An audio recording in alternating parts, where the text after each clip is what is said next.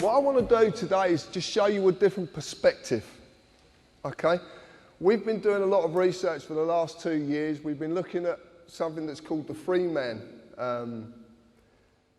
a position, if you like. And we've been looking at a number of different ways, and a lot of people have brought a lot of information over the last 2 years to this. It's basically a website, would you believe? That's what it is. Well, they brought me basically information that I've deciphered and decided to not accept the normal view of things. I've decided to question, and question in depth. And this is what you're about to see. As you see this at the moment, this is probably how you would see our country. Actually, I'm going to walk around here, because it's easier. So as you would see our country, you would see there's a parliament, and then people in that parliament are meant to represent you, because you elect them to do that. That's what you believe. You believe in politics. A lot of people believe in politics. You believe that the political parties are elected in power to serve you, to make sure that everything in your country runs right, to make sure you're looked after. You believe that Acts of Parliament, statutes are laws, and you have to abide by these laws. That these laws are statutory instruments, this is how they're enacted. And they're laws as well that you have to abide by. You believe it, most people believe in the word a constitution, a constitutional set of laws made up of statutes. And people say to me, society's broken. Well, what I'm going to tell you today is it's not broken. It works exactly the way it was planned to work. Because this goes back hundreds of years. This is not something that's new. And there's courts of justice. How many people in this room have suffered at the hands of the courts of justice where injustice is actually happening? What I'm going to tell you today is that the members of Parliament are actually directors of a corporation.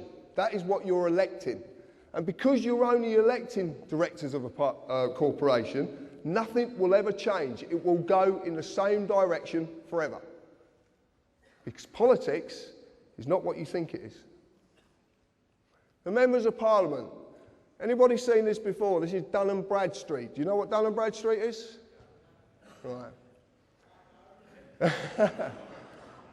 If you were going to do business with a corporation or a company in the world, then you can use Dun & Bradstreet, which at the moment is about 160 million corporations worldwide.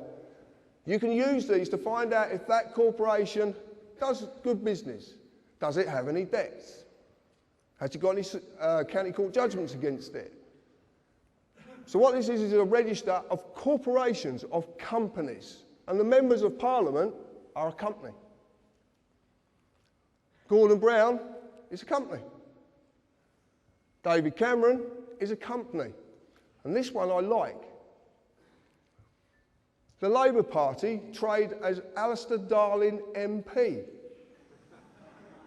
It's their trading name. It's just there. The reason they trade with Alistair Darling MP is because Alistair Darling is a diplomat. There's about 3 of them. If they trade in his name, that trading name has diplomatic status. That means they can bend things and do things that you don't know about. It's a whole different way of doing things. This is what politics is about. This is what you believe to be the people representing you are doing, but they're not. This is what they're doing. So we look at politics as pertaining policy, an administration of a government, a plan or a course of action. Also defined as a political party, corporation, written contract or a certificate of insurance. Acts of Parliament become statutes, primary legislation. You know what legislation is? You've heard this word, yeah? No? Internal enacted, enforced by statutory instruments which are secondary legislation. Council tax is a statutory instrument enacted on the 1st of April 1993 under the primary legislation, the Local Government Finance Act of 1992. But when we look at a statutory instrument, we find it's a created, written, legal contract. It's not law. Where does it say it's law? Can you see it? Society. So I'm going to look at society and the contracts. Society, the socially dominant members of a community. Does this country have a socially dominant element who want to stay socially dominant? Right. It is a number of persons united by mutual consent in order to deliberate, determine and jointly act for a common purpose. Does that ring any bells? Contract is an agreement between two or more persons that creates or modifies an existing relationship. Offer, consideration and acceptance must be there or exist for a contract to be made.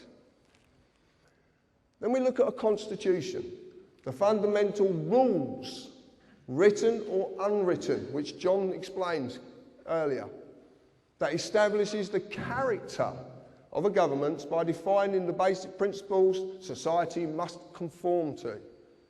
Do you have to conform to things? Do you? Do